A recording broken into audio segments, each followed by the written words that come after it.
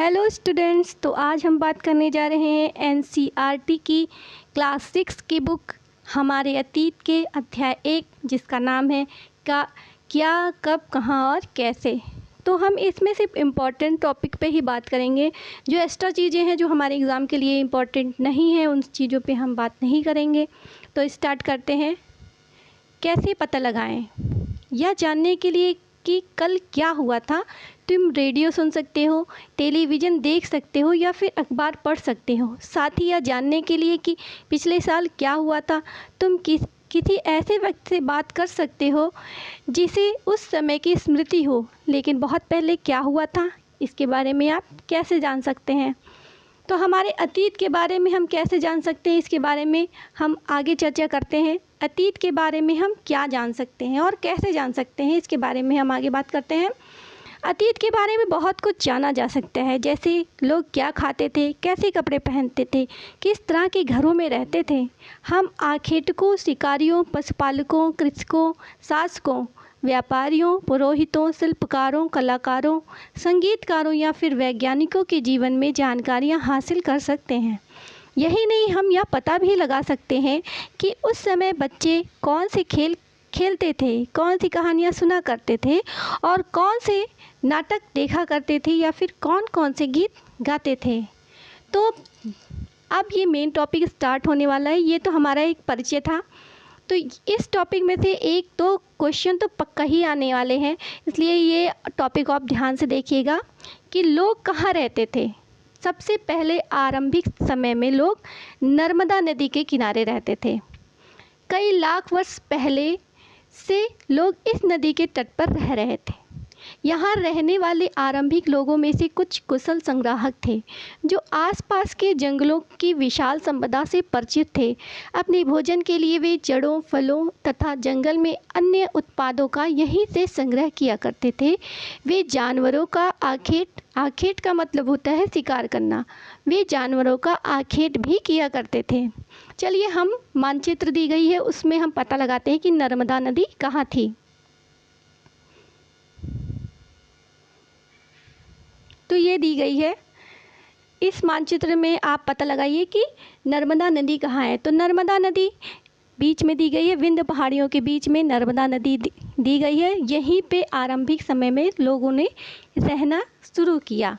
अब आगे पढ़ते हैं। उत्तर पश्चिम की सुलेमान और किरथर पहाड़ियों का पता लगाना है। तो सुलेमान और किरथर की पहाड़ियाँ ये हैं। ये है सुलेमान और काबुल नदी के पास सुलेमान और किरथर की पहाड़ियाँ थी। तो आइए इसके बारे में जानते हैं, इसके बारे में क्या कहा गया है। इसी क्षेत्र में कुछ ऐसे स्थान हैं जहां लगभग 8000 वर्ष पूर्व स्त्री पुरुषों ने सबसे पहले गेहूं और जौ जैसी फसलों को उपजाना आरंभ किया। ये भी मोस्ट इम्पॉर्टेंट क्वेश्चन बन के आता है एग्ज़ाम में कि 8000 वर्ष पूर्व स्त्री पुरुषों ने सबसे पहले गेहूं और जौ जैसी फसलों को कहाँ उपजाना शुरू किया था। तो उत्तर पश्चिम की सुलेमान और किरथर की पहाड़ियों के पास इन्होंने सबसे पहले गेहूं और जौ जैसी फसलों को उपजाना आरंभ किया था। उन्होंने भेड़, बकरी, गाय, बैल जैसे पशुओं को पालतू बनाना शुरू किया। ये लोग गाँव में रहते थे। अब हमें पता लगाना है उत्तर पूर्व में गारो तथा मध्य भारत में विंध्य की पहाड़ियों के बारे में। तो चलिए देखते हैं। ये है हमारे गारो की पहाड़ियाँ और मध्य भारत में हमें विंध्य की पहाड़ियों के बारे में पता लगाना है। और ये नर्मदा नदी के ऊपर ही है हमारी विंध्य की पहाड़ियाँ। इसके बारे में जानते हैं, इसके बारे में क्या कहा गया है। ये कुछ अन्य ऐसे क्षेत्र थे जहाँ कृषि का विकास हुआ, जहाँ सबसे पहले चावल उपजाया गया। वे स्थान विंध्य के उत्तर में स्थित है। ये भी मोस्ट इम्पॉर्टेंट क्वेश्चन है कि सबसे पहले चावल कहाँ उपजाया गया। तो सबसे पहले चावल विंध्य के उत्तर में उपजाया गया था। आइए आगे देखते हैं।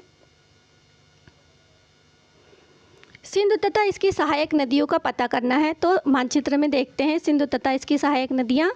तो सिंधु नदी ये रही और थार के पास में है सिंधु नदी, और ये इसकी सहायक नदियां हैं झेलम नदी, चेनाब नदी, रावी नदी, सतलज नदी और व्यास नदियां इसकी सहायक नदियां हैं।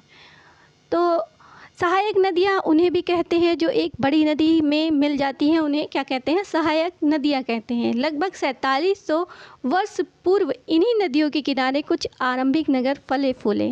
गंगा व इसकी सहायक नदियों के किनारे तथा समुद्र तटवर्ती इलाकों में नगरों का विकास लगभग 2500 वर्ष पूर्व हुआ था।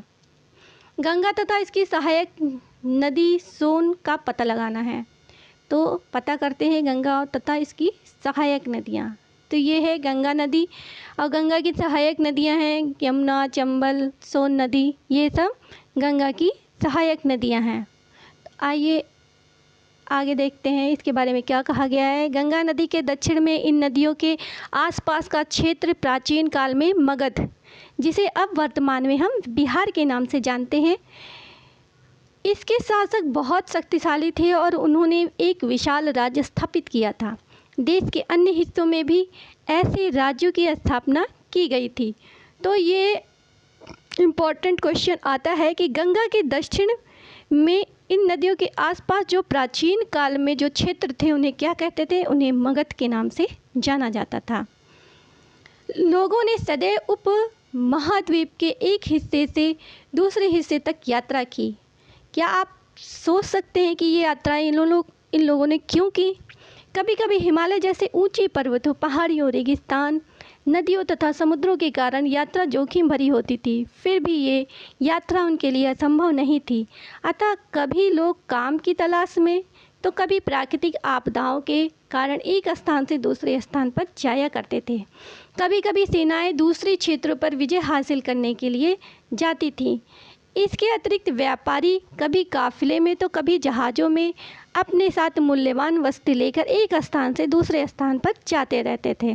धार्मिक गुरु लोगों को शिक्षा तथा सलाह देते हुए एक गांव से दूसरे गांव तथा एक कस्बे से दूसरे कस्बे जाया करते थे।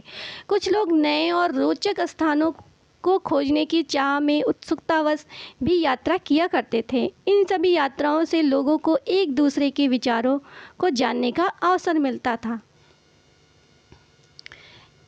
एक बार हम फिर से इन यात्राओं के बारे में जानने से पहले हम एक बार फिर से मानचित्र की देखते हैं कि पहाड़ी, पर्वत और समुद्र इस उपमहाद्वीप को प्राकृतिक सीमा का निर्माण करते हैं। ये जो पहाड़ी पर्वत हैं ये हमारे प्राकृतिक सीमा का निर्धारण करते हैं। ये देखिए, ये है हमारी मानचित्र। तो ये जो हिमालय है ये भी हमारी प्राकृतिक सीमा का एक उदाहरण है। हालांकि लोगों के लिए इन सीमाओं को पार करना आसान नहीं था। जिन्होंने ऐसा चाहा वे ऐसा कर सके। वे पर्वतों की ऊंचाई को छू सके तथा गहरे समुद्र को पार कर सके। उपमहाद्वीप के बाहर से भी कुछ लोग यहाँ आए और यहीं बस गए। लोगों के इस आवागमन ने हमारी सांस्कृतिक परंपराओं को समृद्ध किया। कई सौ वर्षों से लोग पत्थर को तराशने, संगीत रचने, यहाँ तक कि भोजन बनाने के लिए के नए तरीक़ों के बारे में एक दूसरे के विचारों को अपनाते रहे हैं। जैसे हमारे देश में कुछ और खाने की चीज़ें बनती हैं, कहीं आप दूसरे देश में जाएंगे तो वहाँ आपको विभिन्न प्रकार के दूसरे प्रकार के भोज्य पदार्थ खाने को मिलेंगे। अब हम एक और मोस्ट इम्पॉर्टेंट टॉपिक के बारे में बात करने जा रहे हैं कि हमारे देश के नाम के बारे में, कि हमारे देश का नाम इंडिया या भारत कैसे पड़ा। अपने देश के लिए हम प्रायः इंडिया तथा भारत जैसे नामों का प्रयोग करते हैं।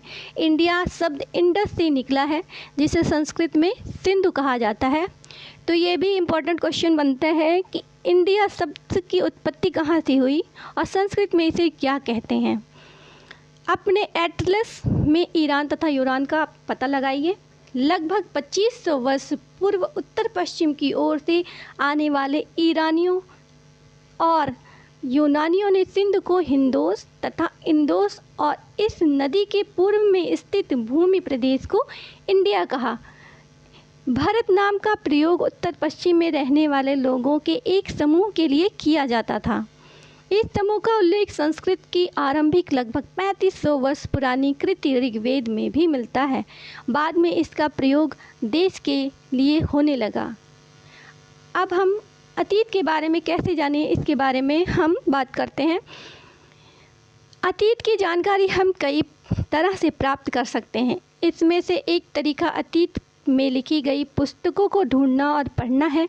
ये पुस्तकें हाथ से लिखी होने के कारण इसे हम पांडुलिप कहते हैं।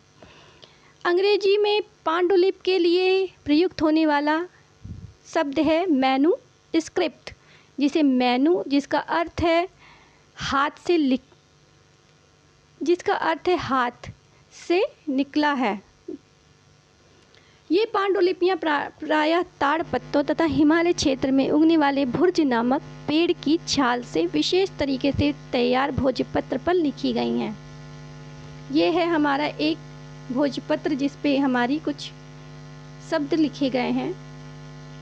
इतने वर्षों में इनमें से कई पांडुलिपियों को कीड़ों ने खा लिया, कुछ नष्ट कर दी गई। फिर भी ऐसी कई पांडुलिपियाँ आज भी उपलब्ध हैं। ये पांडुलिपियाँ मंदिरों और विहारों में प्राप्त होती हैं। इन पुस्तकों में धार्मिक मान्यताओं व व्यवहारों, राजाओं के जीवन, औषधियों तथा विज्ञान आदि सभी प्रकार के विषयों की चर्चा मिलती है। इसके अतिरिक्त हमारे महान महाकाव्य, कविताएं, नाटक भी हैं। इनमें से कई संस्कृत में लिखे हुए मिलते हैं, जबकि अन्य प्राकृत और तमिल में हैं।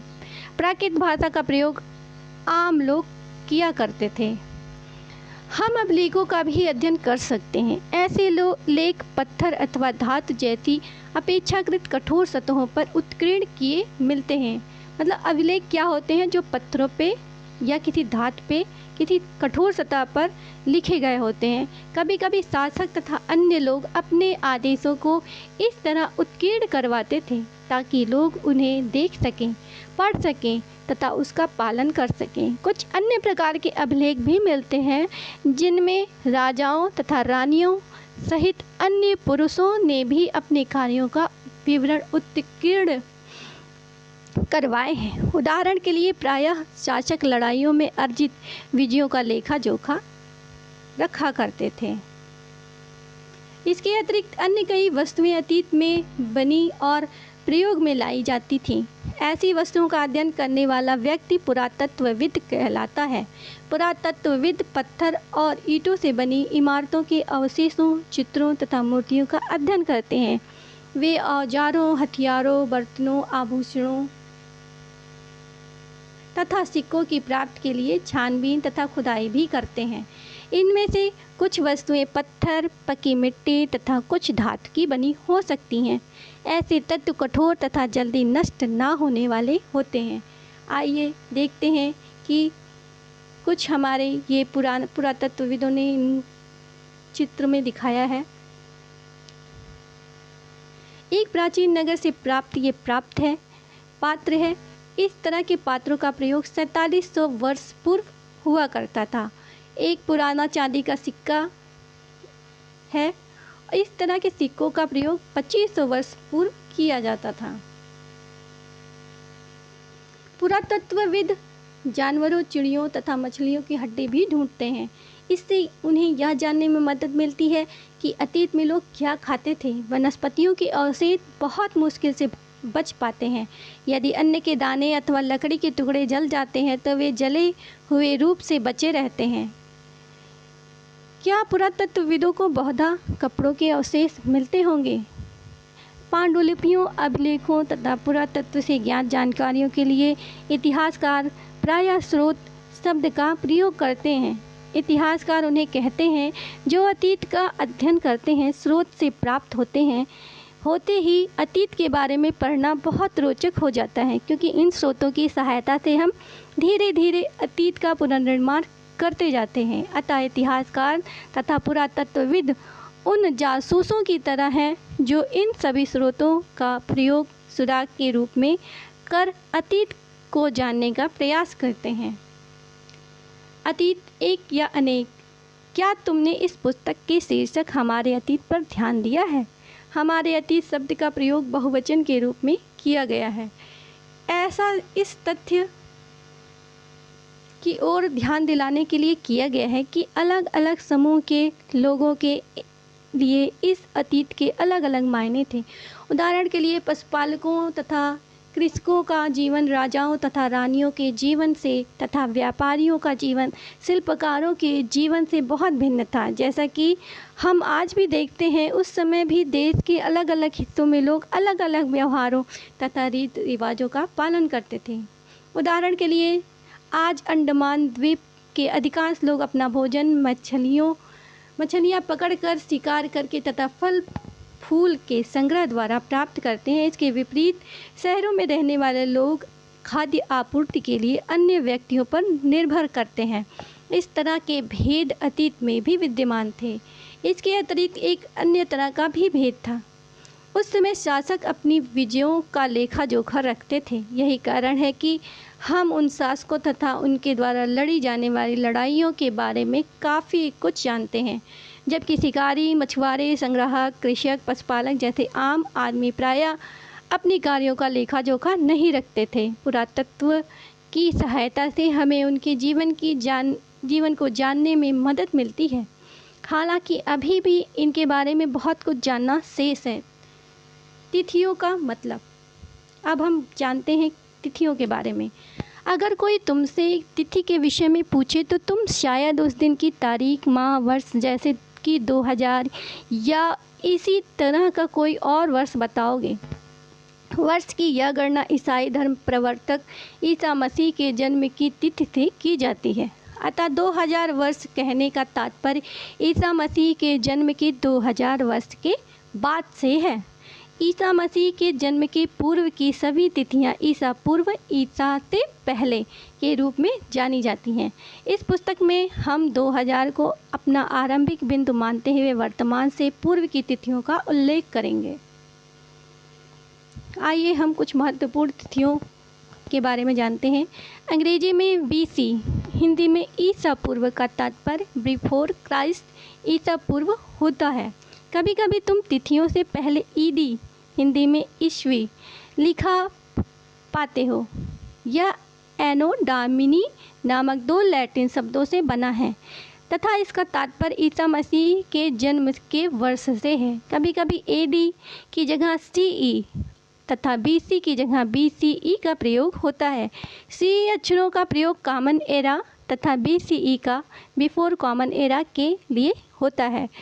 हम इन शब्दों का प्रयोग इसलिए करते हैं क्योंकि विश्व के अधिकांश देशों में अब इस कैलेंडर का प्रयोग सामान्य हो गया है। भारत में तिथियों के इस रूप का प्रयोग लगभग 200 वर्ष पूर्व आरंभ हुआ था। कभी कभी अंग्रेजी में BP अक्षरों का प्रयोग होता है जिसका तात्पर्य है बिफोर प्रेजेंट, वर्तमान से पहले है। जैसा कि हमने पहले पढ़ा, अभिलेख कठोर सतहों पर उत्कीर्ण करवाए जाते हैं। इनमें से कई अभिलेख कई सौ वर्ष पूर्व लिखे गए थे। सभी अभिलेखों में लिपियों और भाषाओं का प्रयोग हुआ है। समय के साथ साथ अभिलेखों में प्रयुक्त भाषाओं तथा लिपियों में भी बदलाव आ चुका है। विद्वान यह कैसे जान पाते हैं कि यह क्या लिखा था? इसका पता अज्ञात लिपि का अर्थ निकालने की एक प्रक्रिया द्वारा किया जाता है। इस प्रकार की अज्ञात लिपि को जानने की एक प्रसिद्ध कहानी उत्तरी अफ्रीकी देश मिस्र से मिलती है। लगभग 5000 वर्ष पूर्व यहाँ राजा रानी रहा करते थे। मिस्र के उत्तरी तट पर रोसेट्टा नाम का एक कस्बा है। यहाँ से एक ऐसा उत्कीर्णित पत्थर मिला है जिस पर एक ही लेख 3 भिन्न भिन्न भाषाओं तथा लिपियों यूनानी मिस्री लिपि के 2 प्रकारों में है। कुछ विद्वान यूनानी भाषा पढ़ सकते हैं। उन्होंने बताया कि यहाँ राजाओं और रानियों के नाम एक छोटे से फ्रेम में दिखाए गए हैं। इसे कारतूस कहा जाता है। इसके बाद विद्वानों ने यूनानी तथा मिस्री संकेतों को अगल बगल रखते हुए मिस्री अक्षरों को समानार्थक ध्वनियों की पहचान की। जैसा तुम देख सकते हो, यहाँ L अक्षर के लिए शेर, A अक्षर के लिए चिड़ियाओं के चित्र बने हैं। आइए देखते हैं। L के लिए शेर और A के लिए चिड़िया बनी हुई है। एक बार जब उन्होंने यह जान लिया कि विभिन्न अक्षर किनके लिए प्रयुक्त हुए हैं तो वे आसानी से अन्य अभिलेखों को भी पढ़ सकें। तो कुछ महत्वपूर्ण तिथियों के बारे में दिया गया है, ये मोस्ट इम्पॉर्टेंट है, इसको आप ध्यान में रखिएगा। कृषि का आरंभ कब हुआ था? कृषि का आरंभ हुआ था 8000 वर्ष पूर्व। सिंधु सभ्यता के प्रथम नगर 4700 वर्ष पूर्व। गंगा घाटी के नगर मगध का बड़ा राज्य 2500 वर्ष पूर्व। और वर्तमान लगभग 2000 वर्ष